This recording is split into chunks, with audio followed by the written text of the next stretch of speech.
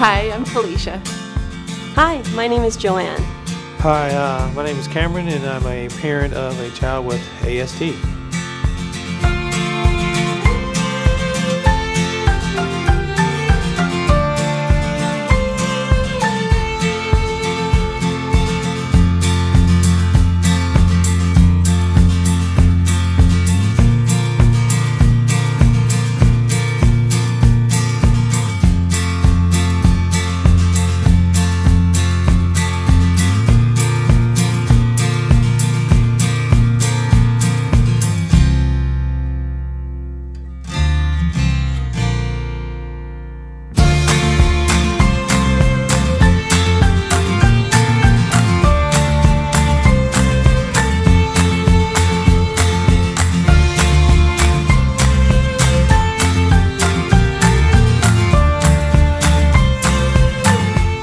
Behavior may sometimes look frantic at sometimes. You might not understand what's going on, but to them, it's normal.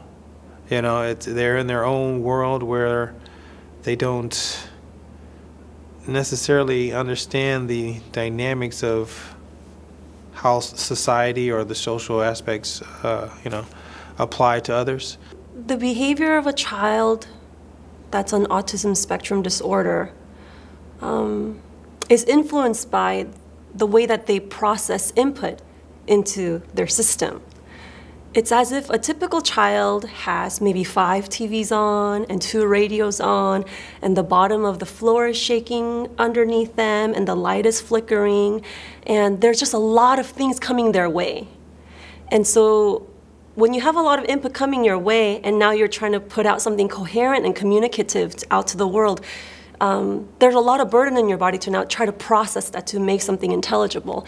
When we're in large crowds, he would get anxiety, and more so than a typical person, and wouldn't know what to do with himself. So we would give nice pressure hugs and let him know he's safe, and yes, it's loud.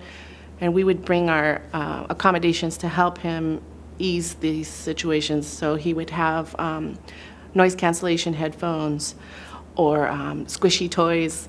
And those tools really seem to help him get through different parties or situations. You walk into any given situation with a level of anxiety or heightened awareness of maybe potential danger. And so I think that's why you may see now their unique temperaments come alive to kind of cope with that. Some kids will obsess over certain things to find a level of safety in this new environment. Some kids will run around a lot to get a sense of that space.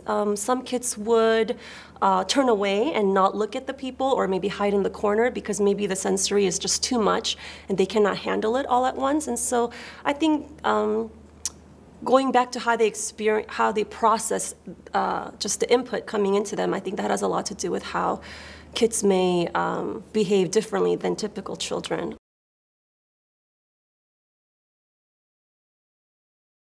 They are listening, and sometimes it's easier to look away when you're concentrating on something. So, you know, like when I'm driving down the street, I turn down the radio. If I'm looking for a place, I turn down the radio, but that's not going to do anything, but it helps me concentrate and focus. So it's kind of like the same thing.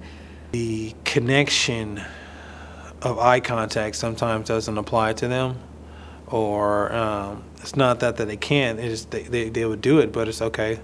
It's quick, you know. I'm not going to stare you in your eyes. I'm listening to you, Dad. You know, he understands what I'm saying.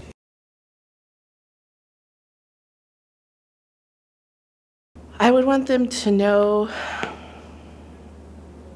that they're just like you, and they love just like you. They like toys just like other children. They like to watch TV. They like to do the same things. Even though it might be difficult or they do it a little differently, they're just like you. And I would like people to give them a chance and challenge themselves to make friends with them, or just learn patience and understanding. Don't be afraid. They can be different, and it's okay, and they can be amazing. So I just want people to know first that there's a spectrum of emotions that they feel just like you. And what you say, what you don't say, how you respond and how you don't respond has an influence. I think they have something to offer us, and I hope people will remain compassionately curious to find out what that can be for each and every one of us.